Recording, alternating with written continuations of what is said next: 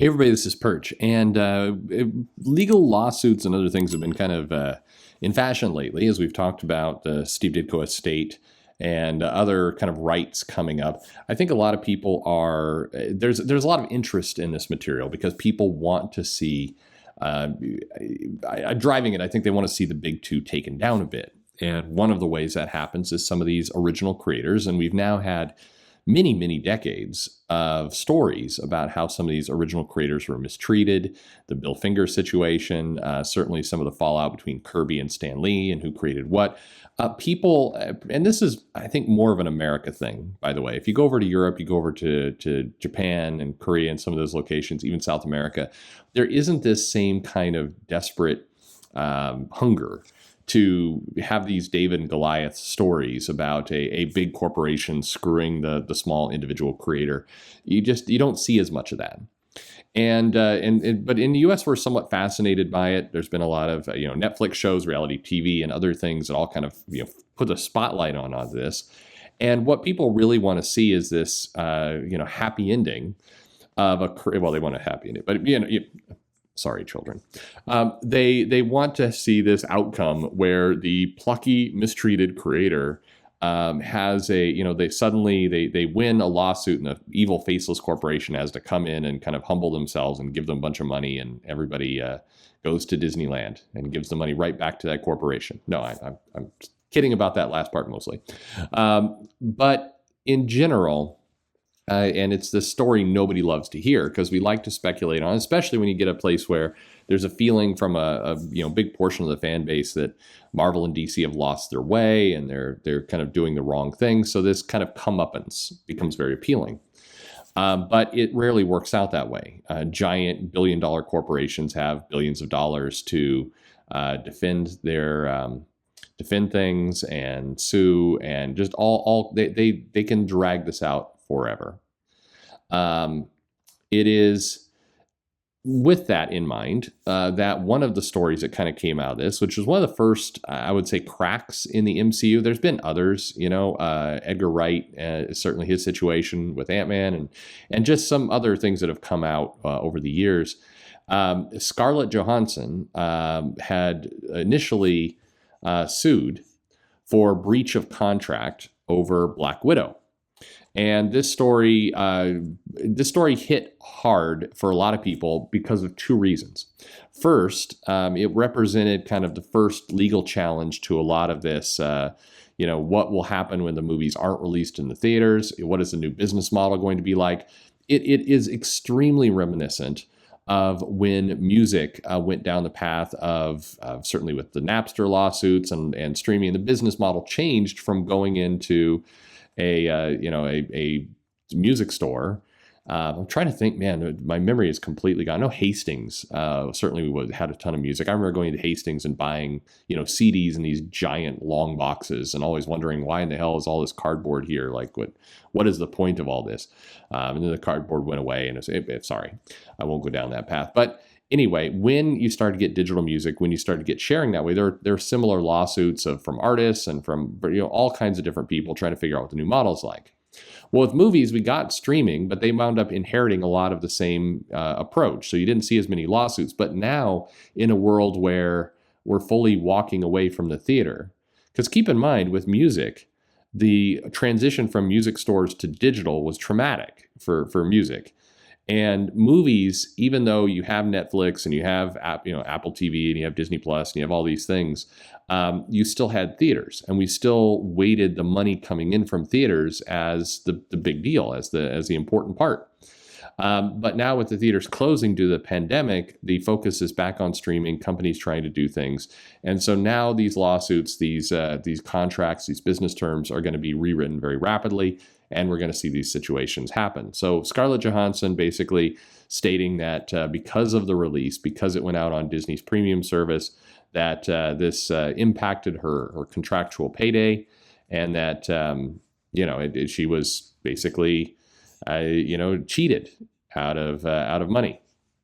This turned into an ugly war of words with Scarlett Johansson claiming that they sacrificed the box office potential in order to grow Disney Plus. Basically, her argument was they killed the payday of this film in order to make it a marketing hedge against their streaming service, of which I don't get money from. And then Disney countered by saying, no, you were paid $20 million for the film. And and so they went back and forth, and it got weirdly ugly at the beginning. Disney came out the gate hot, making some pretty aggressive statements, which is somewhat unlike them from the legal corporate level. But then it got very quiet.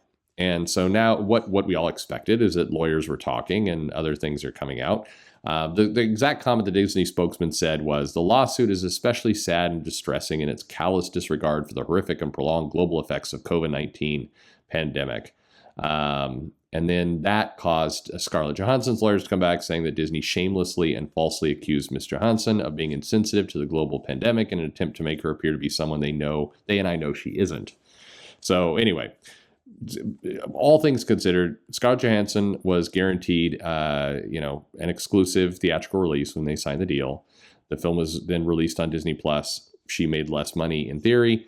What's going to happen? Well, a payday happened. So we don't know what it is. Terms of the deal are not disclosed, and they won't be disclosed because you have a lot of other actors and producers and others out there who want to know what their payday looks like. So everybody's going to keep everything very quiet. Most likely, Disney paid Scarlett Johansson a bit more in order to keep the terms of the deal silent because they want to be able to individually address these other contracts without having a new benchmark for everyone to work off of.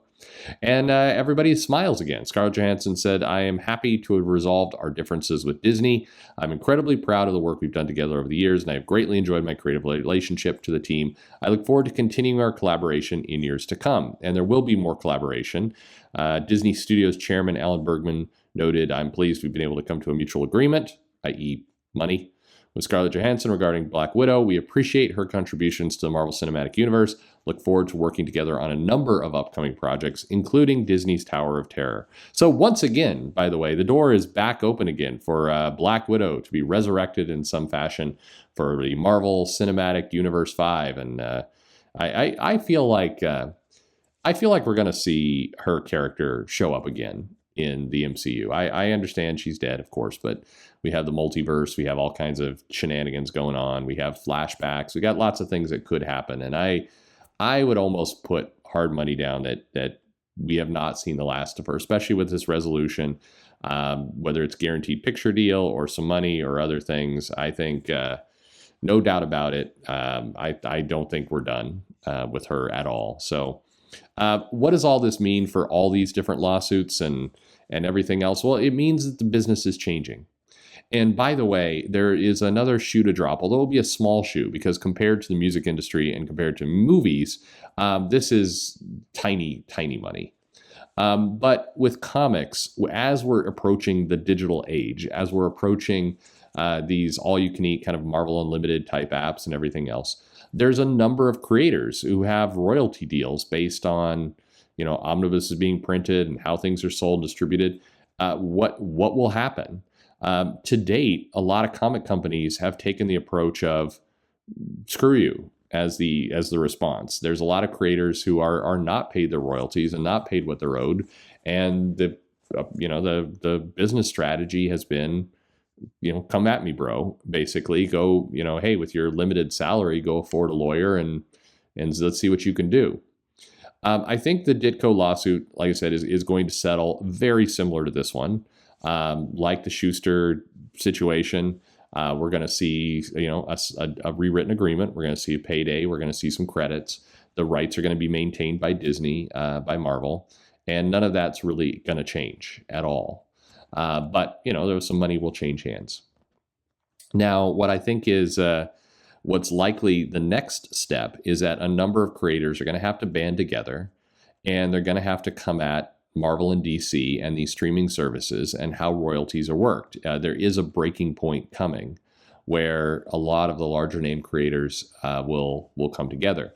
During that, you're going to see, the kind of a similar thing to what Disney did with Scarlett Johansson. You're going to see this, the comic industry is not a big industry and is struggling, and the fact that these creators are choosing to attack it is terrible and evil, in much the same way that we saw people attack DC for leaving Diamond, accusing the company of being sociopaths. You're going to see that shade be thrown at creators. But one way or another, there's going to be some lawsuits. There's going to be some clarification on royalties, and we're going to live in this world. This happens every time you have a seismic change of technologies and distribution, which is what we're seeing right now. So interesting times. As a fan, as a creator, I'll end where I began. If you're excited by all this because you want to see the big companies get screwed in some way, or you want to see them, basically get served a little bit of humble pie, it's unlikely to work out this way. The end game for all of this stuff is always a bit more money, a bit more control, a bit more rights. It's never as amazing as you would hope. It's suddenly you're not going to see, Ditko comics featuring Spider-Man and the whole other franchise grow up. You won't see that. It's a wonderful fantasy. It is absolutely the way it would work in the movies, but unfortunately, that's not how it comes in real life. So, we'll see where it all goes. The Tower of Terror movie coming out from Scarlett Johansson, I think a return to the MCU completely is coming. And there you go. That's the news. So let me know what you think in the comments below, of course, as always. And thanks for listening.